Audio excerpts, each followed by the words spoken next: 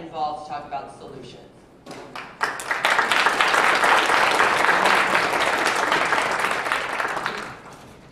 Okay, and so also we're going to call up the rest of the panelists right now, and then Mr. Mosey will introduce them a little bit as well. Okay, so we have Tyrone Wirtz from Inside Out, Cameron Holmes, who's an educator and an activist,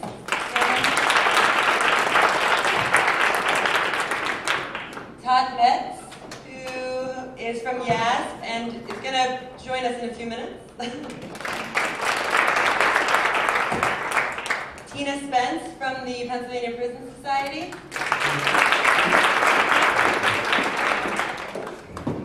Yeah, and that's it. We might have another panelist as well join us, but it's been, it's a joyous Saturday morning, so. All right, great. Thank you so much.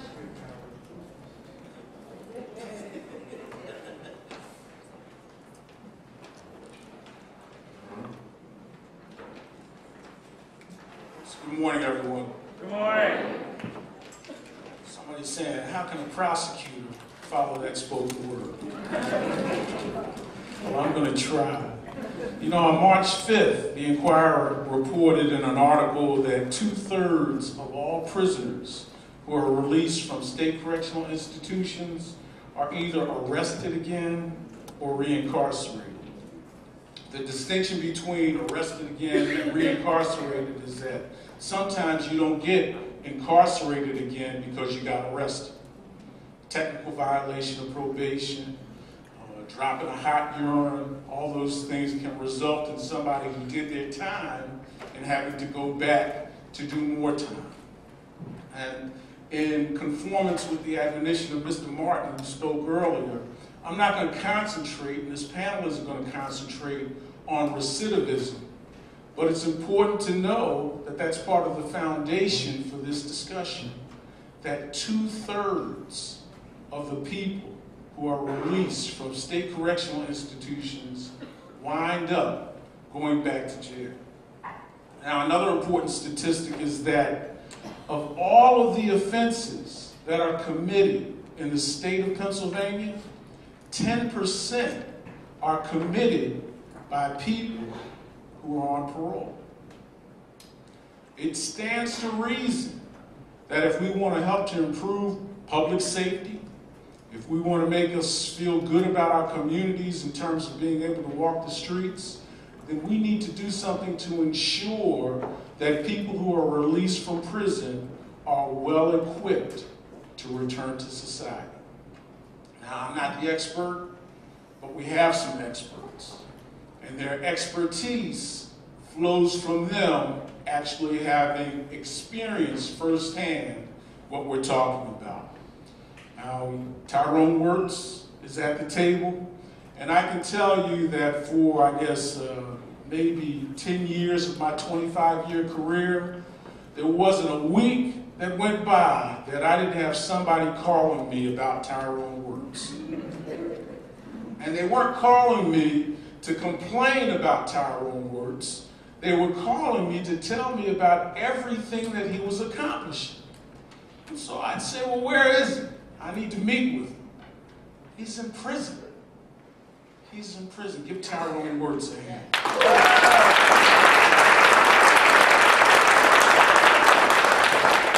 We also have Tina Spence. She's currently the executive assistant to the executive director of the Pennsylvania Prison Society. But that's sort of after the fact. She's got some things to tell us about her experiences that led up to that position. Give Ms. Spence a hand.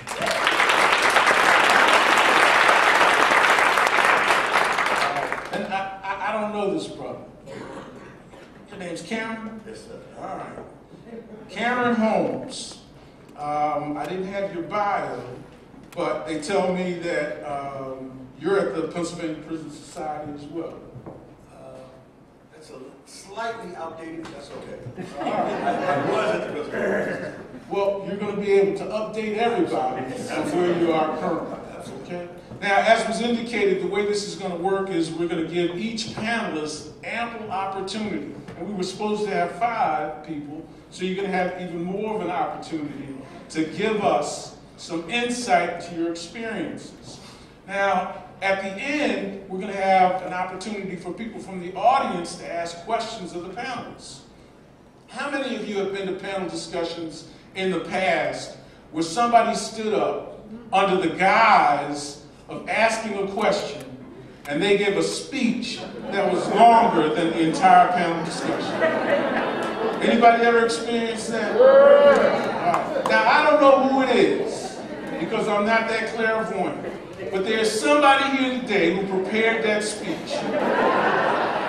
And so right now, I'm going to ask you to not make the speech. Not because it's not elucidating, not because it's not valuable, but because we don't have the time today. And what I want you to do is I want you to ask a question that will elicit an answer that will provide a solution to the problem. Can we do that? All right, I really appreciate it. And likewise, this panel is going to give us some answers so that we can leave this place, this International House, today feeling that there is hope. Somebody repeat that with me. There is hope. There is hope. All right, let's begin. Ms. Spence, you want to start first?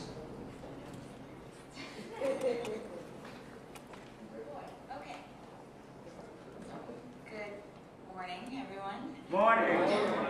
My name is Tina Dixon Spence, and I wasn't prepared to go first, but that's okay. I'd like to start by thanking one Erica Zavaloff because she single-handedly strong-armed me into agreeing to participate. I think that when I first learned about it, I was super excited and said, oh, I'm all in, and then I thought about it, and then when they asked for my bio, I was like, I don't know. So she came to the offices and we had a pizza for lunch, and I explained to her what my reasons were for not wanting to participate, which you'll hear about later. And then she explained to me her reasons for needing me to participate. So here I am, and thank you, Erica. And to all of our wonderful Goldring Reentry Initiative interns, past and present, the Prison Society kind of wouldn't function well without you guys. So on behalf of the executive director and the rest of the staff from the Prison Society, I thank you for all of the work that you're doing, which is genuine and tough and very much needed. And I'm sure that our clients would agree that you guys are invaluable. And so I wish you the best of luck in all of your future endeavors. And thank you again. So I hear we don't want to talk about recidivism, but it's kind of hard for me to not talk about recidivism because I am the face of recidivism. If you define a recidivist as a person who either through technical or other violation or just someone that keeps committing crimes over and over again for no apparent reason, that would be me. I don't look like a recidivist if you think in terms of what a ex-con or a person who is in and out of jail for most of their adult life. So it's kind of tough for me to convince people that yes, that is my story. But you can Google me and you'll find out all about it. So I'm not going to really go into the details because that doesn't kind of matter anymore. That's not who I am, and I don't really want to be defined based on a past that just kind of isn't me anymore. But it's important to talk about the changes and the developments that I've undergone through my experience so that maybe the conversation can look a little bit more like what was I missing then, internally and externally? Where did I find it? And how am I now trying to contribute to the larger conversation so that other people don't necessarily have to go through what I went through? I guess I'll start with, many moons ago when I first had my initial interactions with criminal justice system, very kind of minor misdemeanor type, nonsensical charges that just resulted in things like ARD or alternative punishment and probation. And because I don't look like someone that's a serious threat, I get probation officers that would say, oh, just call me every 6 months, or just call this automated number and it'll register your phone number so we'll know that you're checking in. Never had a drug problem, so there was no need for me to submit urinalysis or anything like that. didn't have any, educational needs. I was going to college, doing what I was supposed to do. So by all means, it looked like I was doing the right thing. But with that lack of support, and I choose the word support as opposed to supervision, because I really believe that it is the job of the probation and parole department to support reentry, not necessarily just to supervise your actions.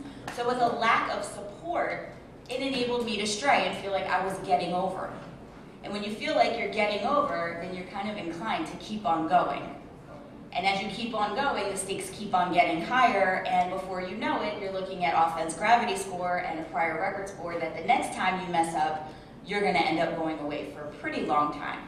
And that's what happened. It was just this pile up of minor charges that just said, you know what, we need to send you away. So the first time I went away was in this wonderful state of New Jersey.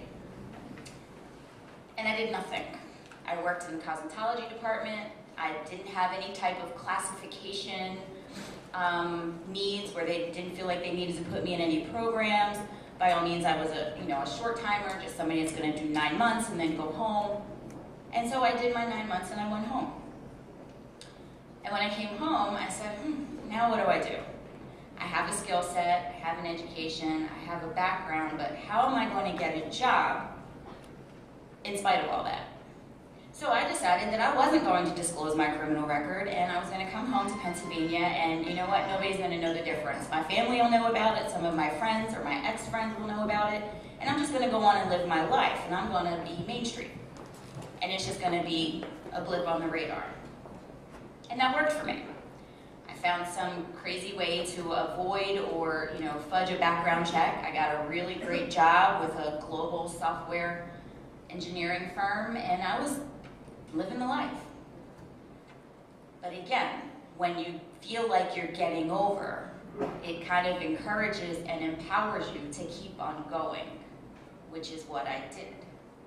And before I knew it, I was back in court in Pennsylvania this time, in front of a judge who told me that I was more dangerous with my briefcase than an armed robber was with a shotgun. And unfortunately, or fortunately, my sentencing kind of was timed around the Bernie Madoff and the Vince Fumo, and white-collar crime was just this really hot and heavy topic, especially in the city of Philadelphia or in the Northeast. So my sentencing judge decided that she was going to not just send a message and set me straight, but also to make it known that the city of Philadelphia just has no tolerance for these kind of shenanigans. So she sent me to Muncie for a term of 3 to 6 years. Now, prior to me meeting this particular judge, I met an arresting detective who told me while he was processing me that, this doesn't have to be the end of your road. I don't know how long they're going to give you, but there's something that you can do or decide to do right now that will change the outcome. So my attention focused from, okay, what do I need to say or do to minimize the sentence that I'm destined to receive, to how do I get through this, do what I need to do, and then come out of it as a success because of my past, not in spite of it. Because I believe that the first time when I came home, I was trying to become a success in spite of it. Cover it up, brush it away, don't tell anybody, and that didn't work. So one of the things that I focused on initially was programming. And we hear so much, especially now in the community, that you'll hear from ex-offenders or people re-entering, oh, there's no programs. What can this program do for me? Well, the question is, what can the program do for you? It's what can you get out of the program? So I went into Muncie with this attitude, like I want to take advantage of everything that I can, even though they told me I didn't need anything. I signed up for things just because. And I started to network. And my peers thought I was crazy. They thought I was a brown noser. They were like, listen, you are not in college, you're in prison. Get that napkin out of your lap in the dining hall and pick up your food with your fingers like the rest of us. I just couldn't do it because I was going to be me wherever I was. I had an opportunity to participate in a program called the Community Work Program, which out of the 1,400 inmates in Muncie, maybe about 15 get selected. And what you do is every morning you huddle onto a van and you drive out of prison and you go and you do work in the community. And that work in the community can consist of picking up trash on the highways for PennDOT, to rebuilding a pavilion in a community park, or cleaning up flooding in a church basement. Whatever the Muncie community or Williamsport community needed for us to do, that's what we did. 5 days a week for about 7 hours a day for 52 cents an hour.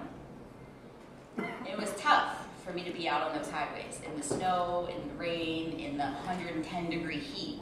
But I learned more about my character and my ability to suffer and enjoy the suffering. And that just kind of was a driving focus to me, and I had the opportunity to engage with members of the community, and they didn't regard us as prisoners. They were so thankful and so grateful for our work that they just made us feel like we were just any other volunteer. So I bring that attitude back into the prison with me at the end of the day, and I would conduct myself in a manner like, this is a good thing. And I would try to spread the word, and I would try to encourage my fellow inmates to do things that make them feel good on the inside and don't necessarily give you the outer award that so many of us tend to need. Another integral part of my time there was being able to participate in the Inside Out program. I got to take a fabulous class that was in conjunction with Bucknell University, and one of my staunchest supporters today is the professor of that class. And what I learned was that people from the outside, especially students, are really, really interested in not just the day-to-day stories or the lives of the incarcerated, particularly the women, but they're interested in how they can change and how can they become engaged and make a difference. And I hadn't seen that in the past because maybe I just wasn't aware, I wasn't looking for it, and I had kind of insulated myself. I was at RCF, Riverside, here in Philadelphia for a court appearance, and I went to a resource fair in the gym on a complete humbug. I was just passing through. I was only there for a couple days and then headed back to Muncie, and I walked into the room, and one of the first people I met was Karen and Ann Schwartzman, our policy director, who you'll meet later. They don't remember meeting me, but I remember meeting them. And I remember taking their cards all the way back to Muncie and then joining as a member of the Prison Society and receiving Greater Friends and reading about all of the things that that agency was doing and other agencies. And I said, there is something out there, and I need to figure out what it is, how I can get involved, and how I can expand upon it. That to me was a mental shift because I then was able to align myself and develop a life plan based on taking advantage of opportunities that I was learning about out there. With some really solid examples of successful reentry. Well, what is successful reentry really? Does it mean that you get out of prison and you get a job at a Fortune Society or a prison society or Inside Out, and you become a poster child for reentry or a star in your field, which is pretty narrow. It's very important, but it's pretty narrow. Or is successful reentry when you finally get away from all that and go mainstream and go back into whatever career track you were in before you messed up? So I struggle with that today, and I just recently, about a month ago, had an exercise where I tried to get another job. Another nonprofit, but had nothing to do with criminal justice or reentry or any of these things. And thanks to our great new ban the box law, I didn't have to disclose on the application. I went in for my first 3 interviews, and they loved me. It was at the point where I was meeting with the CEO and they were making me the offer, and the offer was in one hand and the disclosure agreement was in the other. I said, okay, so now I have something to tell you. And she sat back and she said, what is it? And I explained to her that I had a criminal record. And she said, oh. She said, well, I don't know what to do with that information. I don't know what I can legally ask you at this point. Obviously, I'm intrigued. And there's got to be some conversations. So what I learned from that experience was that they still liked me, but they didn't know what the next steps were. So there's an opportunity here for education for our employers, because they need to know what the due diligence process looks like. They need to know what the right questions are to ask, because then I spent the next 2 weeks being drilled. I mean, literally, this woman was calling me every day, asking more questions. Well, what did you do, and how did you do it, and can I have your parole agent's phone number, and can I talk to your boss? And it got so draining and so discouraging, and at the end of each conversation, she'd say, listen, Tina, I'm not asking because I'm trying to be nosy. I'm asking because I really, really want you, and I need to make this okay for my board. And I understood that on the one hand, but on the other hand, I just was like, you know what, I'm just gonna stay where I am for a little while longer because I'm not ready for all this. I have a concern with branding myself because eventually I do want to enter mainstream and I do want to do something other than reentry work. And part of my reluctance to do this panel is because every time I do a panel, every time I speak out about my past, it becomes another hit on my Google search. And when people Google my name, these are the things that they see. And it's great. It's great exposure. It's wonderful for people to say, wow, she's doing really great. But it's also, to the people outside of this room or outside of the field, it's also just another reminder of my past.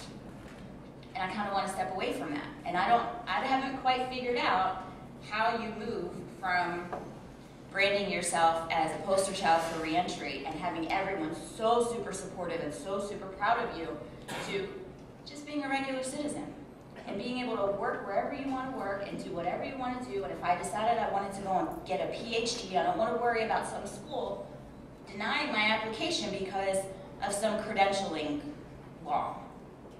And that's what happens today. So I'm here, and that's my story, and I'm hoping that, you know, we can start to think about how to go the next step, and how do we talk about really re-entering Main Street, and not keep the conversation so super cozy in this re-entry bubble.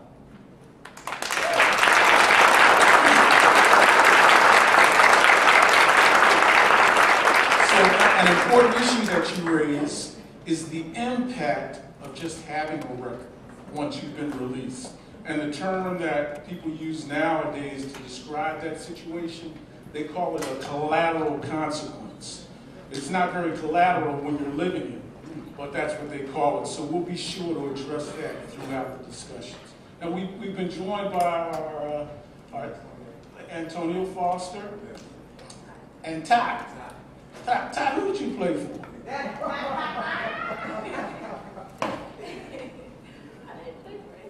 You didn't? And basketball, did you play ball? I played for PLAS, Philadelphia Learning Academy South. Yeah, I've seen you play. And Danny Boone. And Danny Boone, yeah. My daughter played for Central. Oh, I'm sorry, we're having a conversation.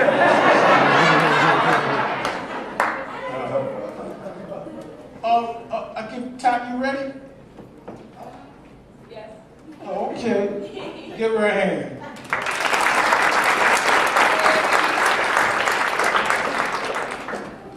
Hello, ladies and gentlemen. Hello. I'm Ty. So I'm going to go into my introduction. I work with a youth-led organization called YES, Youth Art and Self-Empowerment Project, with a coalition with Incarcerate PA. My experience with the criminal justice system. At the age of 17, 2012, right after my birthday, around like October 25th, I was incarcerated at Riverside Correctional Facility, which is RCF, upstate Road.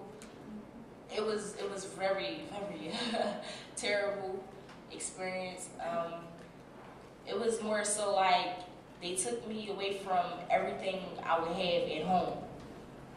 I would call it structural violence. To escape me from my basic needs, it's like when you go in there, it's like a process. It's all this paperwork. You gotta sit. You can't really eat what you want to eat. The food was nasty. You wouldn't want to eat. I lost weight. I was only incarcerated for 11 days. It was real horrible. The COs, which is the correctional officers, they actually be on a block, and the block is like a unit inside the Riverside Correctional Facility. It was they was like making fun of you, like, why are you here? You're stupid. And you hearing that every day for 11 days straight is going to get on your nerve.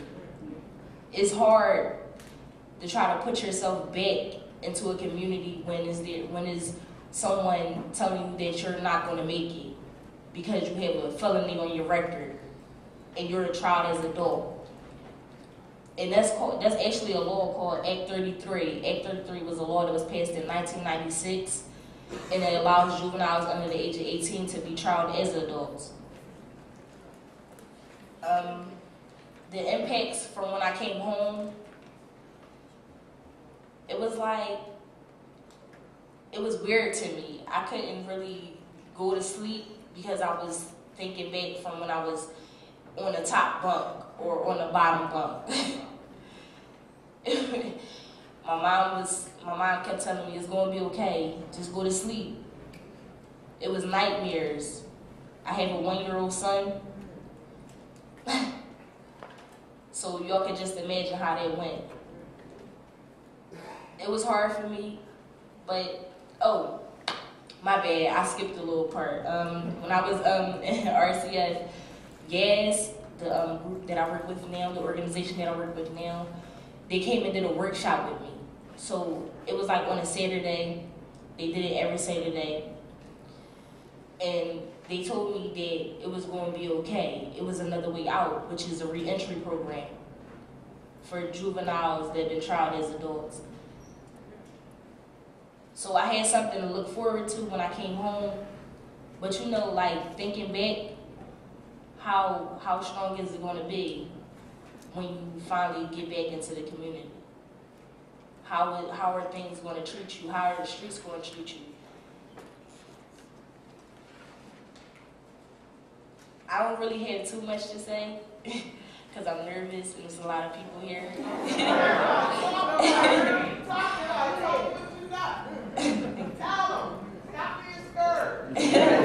Thank you, Mother.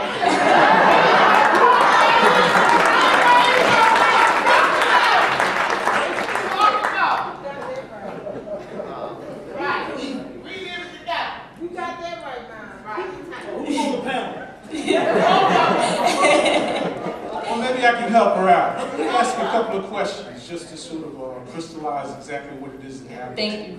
How old were you when you were arrested? 17. 17. And in Pennsylvania, you're a juvenile between the ages of 10 through 17. When Yes. you turn 18, you're an adult. Yes. All right. And so were you actually tried in criminal court? Well, actually, you'll be held pre-trial. So, like, if you are held within a year, you will have to wait for a court date, Mm-hmm. and it would be like pre-trial. So, basically, what they'll do is probably withdraw from the case.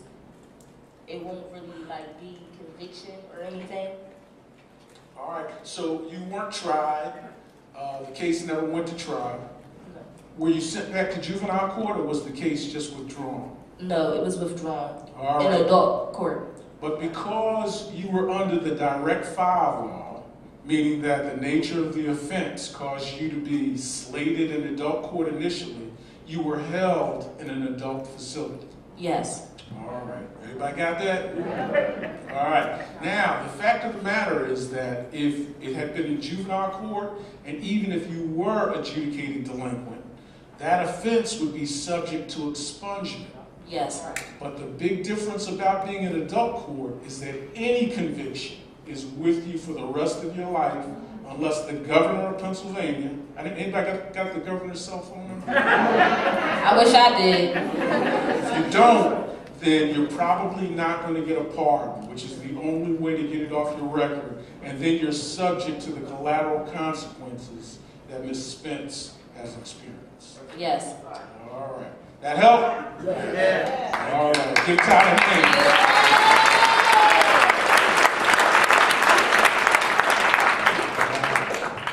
Mr. Cameron. Thank you very much. Good morning, everybody. Morning. First of all, I just want to say that I'm inspired by Top. I think she did a great job. There are times when I believe, most of the time actually, that prison isn't a place that anybody belongs. I believe it's a dehumanizing experience, and no human being belongs in prison. But when I realize that there are people who make decisions to send children and babies into prisons and classify them as adults, it sometimes makes me revisit my position. And maybe some people do belong in prison. I think, anyway. I also wanted to say that there are very few times that I feel proud to be a member of the formerly incarcerated community. And this is one of the moments. Just having heard Mr. Martin speak, seeing Tyrone, and he always looking real sharp. He looks like $1 million every day, made me feel bad. I just want you to know I normally do wear a suit, but anyway, he always makes me proud. And just hearing all these brothers talk, some of whom I didn't even realize were a member of the same community. And it just really made me feel proud, and I feel inspired. I want to thank them, everybody here for that. I know time is short. One of the things that strikes me, I've been asked to talk about the impact of long-term incarceration. And I guess the brother talked about our expertise, and if there's a such thing as unfortunate expertise, I guess that's the kind that I have in regards to this topic. And one of the things I just wanted to say that I noticed just from listening to everybody speak so far is although I know that every experience with the system is to some degree different, it just strikes me how similar they also are. I know that, I believe Brother Martin said that he was incarcerated in New York.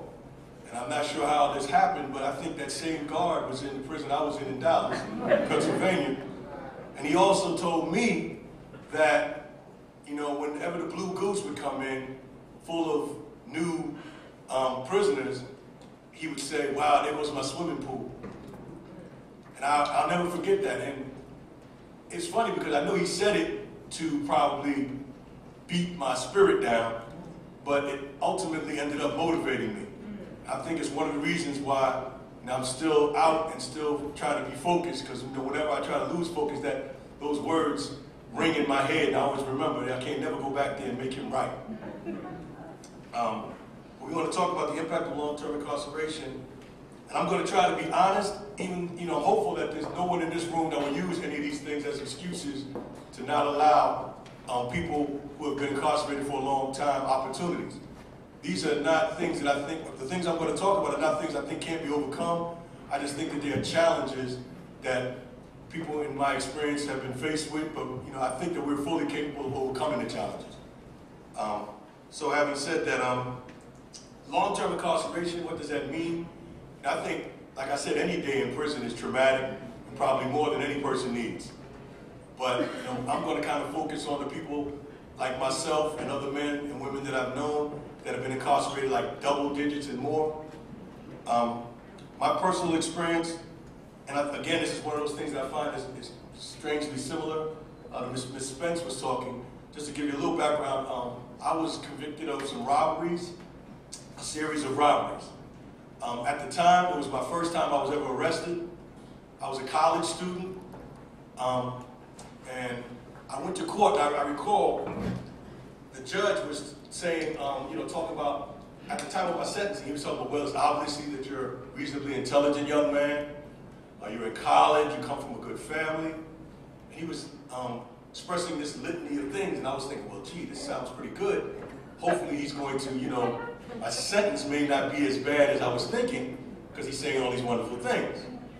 And at the end of what turned out to be his diatribe, he said, because you come from a good background, there was no reason for you to do what you did. And for that reason, I'm going to sentence you to 22.5 to 65 years. And it was, it was kind of surreal, that moment. Two things I remember was my grandmother cried out. Never forget that. And the other thing I noticed, and I'm talking about the impact, was that right at that moment, the first, or one of the most significant things I think that happens to people that are incarcerated for a long time is that my faith was smashed. Right at that moment, because prior to that, I had always believed that the system at least kind of worked to some degree. I thought there was some semblance of fairness. And when he said 65 years, everything I ever believed in terms of like fairness flew right out the window. And I think that that's a devastating punishment. One of the things, in my professional capacity right now, I'm very fortunate. I've been able to do a lot of work in this field, in the reentry field, as an employment readiness facilitator and also life skills.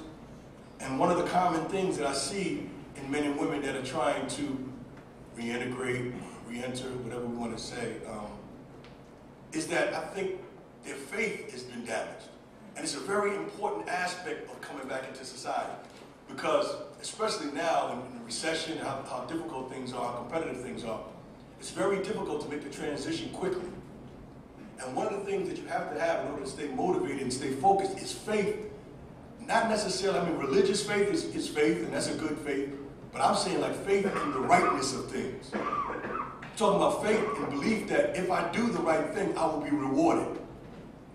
And I think sometimes the lives that men and women lead before they get to prison and the criminal justice experience, which is so unjust, damages that faith. And once that faith is damaged, it's a difficult thing to repair. So that's one of the impacts, I think, of long-term incarceration, is that sometimes you can lose the belief that if I do the right thing, I'll be rewarded. And part of that is, too, while you're in the system, you can't help but notice that there are other people in the system who've done the same thing as you and have received much lesser sentences. And, you know, and that makes you wonder, I mean, does the system really work? Where is the fairness in this whole thing? So that's one of the impacts. A second impact that, you know, I experienced, and I think a lot of other people that I've spoken with, is the impact that it has on families. And I think the family being the nucleus of society, that kind of impact is devastating. One of the things that I saw was that, and I think it's a two-sided thing, because when you're away, initially there's a lot of interest and concern and activity from your family. But I think naturally over time, it begins to wane a bit. The chasm that's created by your absence begins to be filled in a little bit, and that's not a fault of the family, that's just a natural occurrence over time. But it can have a devastating impact because as a prisoner, it begins to create kinds of resentment, bitterness sometimes towards your own family. It's interesting too because while I was a prisoner, my concept of time was very skewed. And I didn't realize it while I was in there. I couldn't understand why my family didn't have time to run and take care of this thing for me, write me a letter, come visit, send money. I couldn't understand why we didn't have time to do all this. I mean, every day I get up, I work out, I play ball, I work, I write a letter, I write a song, I write a book. I can't understand why you don't have time to write a letter. And I have to say that over time there was a bitterness. I mean, I still love my family, love them to this day. But there was a little bit of a bitterness, like, what, you're going where? You're going to Atlantic City. What happened to my letter? I thought you didn't have time. You know, I didn't really overcome that until I came out. And I realized that the concept of time is different inside and outside. A 24-hour day in prison is 24 hours. Actually, it's about 26 hours. That's how it actually feels. And I got out here and like a 24-hour day is like 9 hours. 8 hours of work, and then the rest is like getting over work. And I finally understood, wow, I owe my family an apology. I didn't understand this thing. I mean, half your day is spent traveling.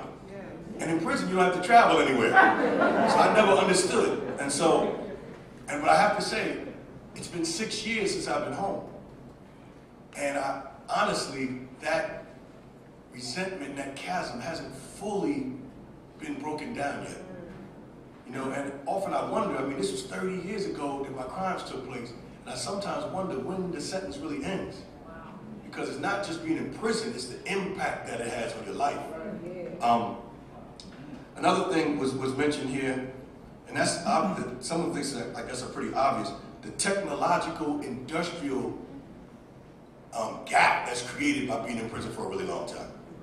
I remember the experience of coming home, and one of the first things I noticed on the first day that I actually got out into the public after being in prison for so long was that I said, wow, everyone's going crazy. Because I was walking around, I saw everybody like dressed nice and they were all talking to themselves. I couldn't understand, really, and I couldn't understand what was going on. And it took me a while to realize everybody was on the phone. And even to this moment, sometimes I walk up on people and I'm not sure, like, can I talk to you? Because I can't see the phone, they're just talking. But it also, you know, and I think sometimes it's good to have a little bit of humor with it because otherwise I'd probably go more crazy than I already am. But it also impacts, I mean, your ability to actually get gainful employment and have a skill set that's valuable out here in the world, because when you're that far behind technologically, and I think somebody mentioned like the training and stuff that goes on in prison, that's also 10 and 20 years behind. And so when you come out here, your skill set, I mean, I was so gung-ho when I stepped out of prison. I went to the welding company, and because I had taken welding, I mean, 22 years I took welding. I got every certificate you probably can imagine. So I thought I could go get a job as a welder until I actually went in there and saw what the work entailed. And I realized all this training I got in prison was way behind what's actually needed. And that was a devastating thing. So I think the technological gap that is created by being in prison for a long time is also a barrier that continues after you get out of the fenced area. Another thing that I think some people don't really often think about is work, and how your understanding of what work is impacted by long-term incarceration. Now, I will say that everyone's experience might be different, but my experience in prison was that, I mean, it was a great thing to have a job, and I worked the entire time that I was in there, but I kind of grew up in prison. So my understanding of work was based on the work that I did there. And it was kind of a mutated version of work.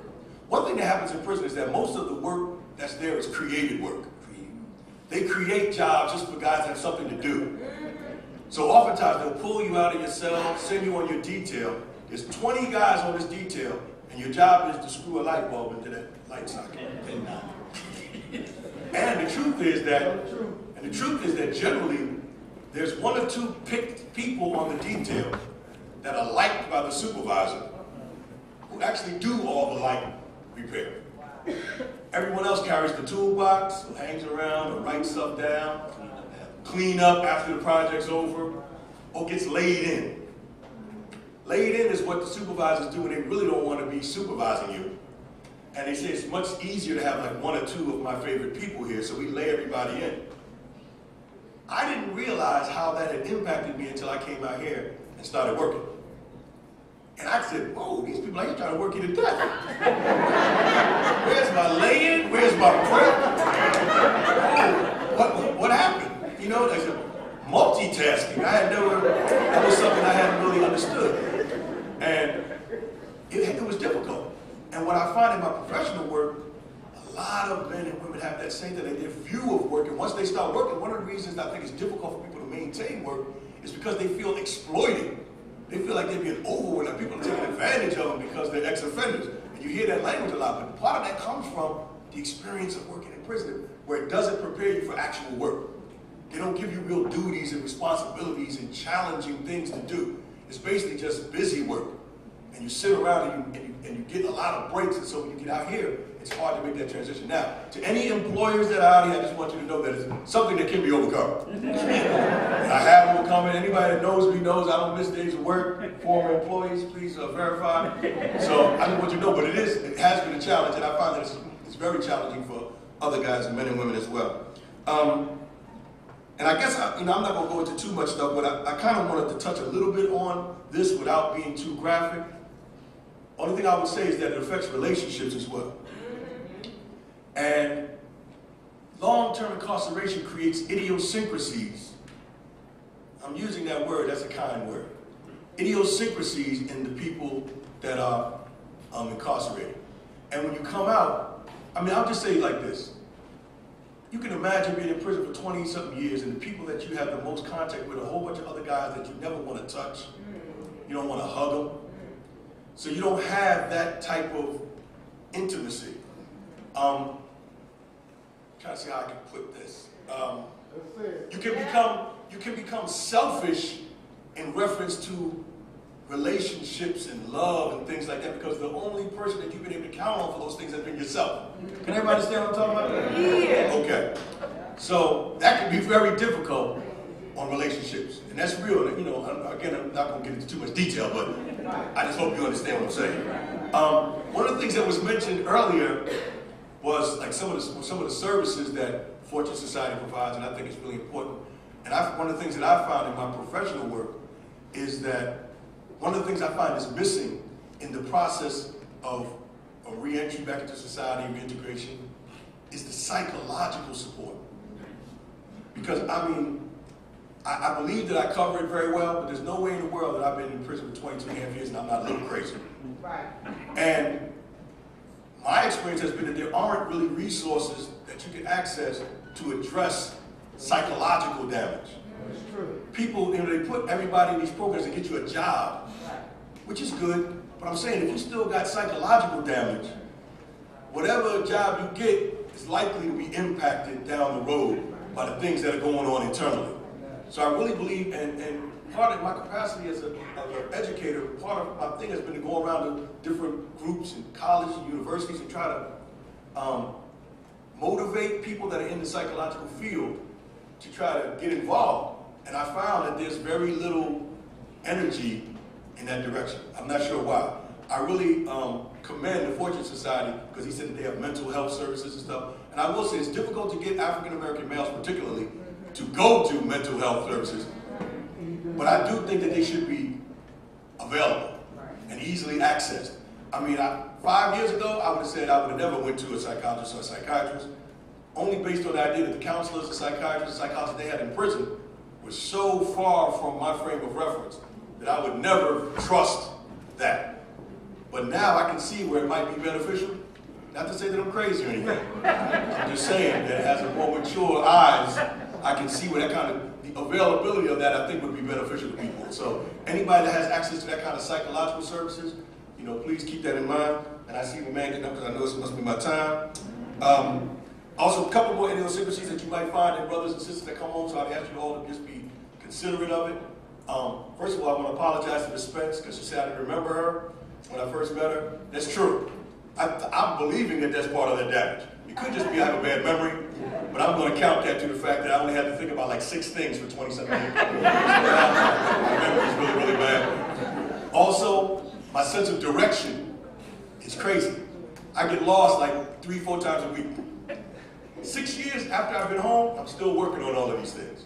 And I'm sure that there are much more things that are impactful, but I just wanted to bring a couple of those things. I tried to keep it a little bit lighthearted because I know this is a dark subject, but at the end of the day, for real, we have to wonder about the efficacy of locking people away for 15 and 20 years. We have to really start thinking about it and then returning them to society and expecting good results without addressing all of the impacts that that kind of incarceration has had. Thank you very much. Very good.